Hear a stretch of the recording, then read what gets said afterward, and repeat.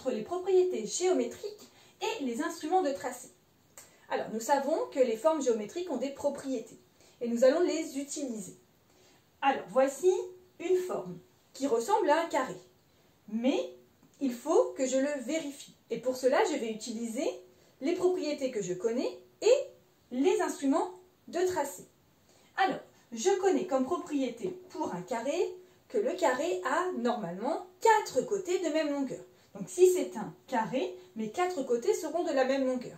Je vais vérifier. Et pour cela, je vais utiliser ma règle graduée. Donc, je vais mesurer le premier côté. Il fait 20 cm.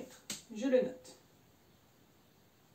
Je m'occupe du deuxième, 20 cm.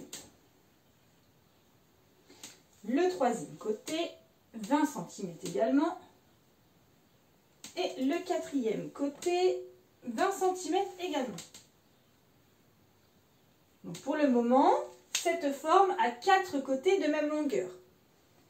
Nous avons aussi connaissance d'une autre propriété avec notre forme carré qui est un angle droit. Et le carré en a 4 angles droits. Alors pour cela, je vais utiliser l'équerre. Pour vérifier si ma forme a bien 4 angles droits, je dois prendre l'instrument l'équerre. Alors, je pose mon équerre à l'intérieur. Hop, et je vérifie, c'est bien droit, donc il y a bien ici un angle droit.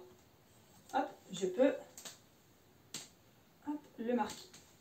Je vais utiliser mon équerre pour vérifier s'il y a un deuxième angle droit. Effectivement, il y en a un autre ici. Je vérifie s'il y en a bien un troisième.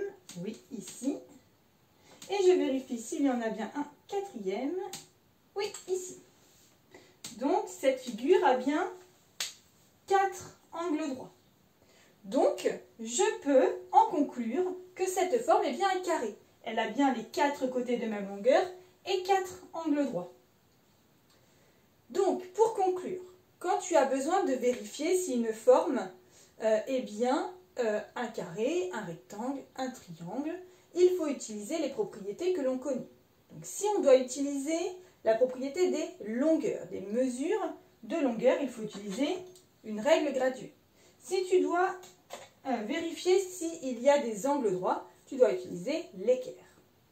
Et voilà, nous avons fait le lien entre les propriétés géométriques et les instruments de tracé. Maintenant que tu as tout compris, entraîne-toi en faisant les exercices ci-dessous.